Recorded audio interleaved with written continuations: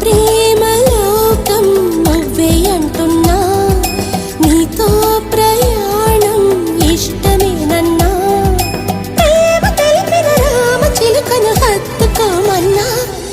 చెప్పాలనుంది చిన్న మాటైనా, ఆగనంది దాగనంది లోలోన, ఇన్నాళ్ళ నుండి ఉన్న మాటైనా, ఇప్పుడేగా చెప్పమంది ప్రేమైనా. పెదవి కదిలించుకో, మనసే వినిపించుకో, పరదా తొలగించు కొంతైనా.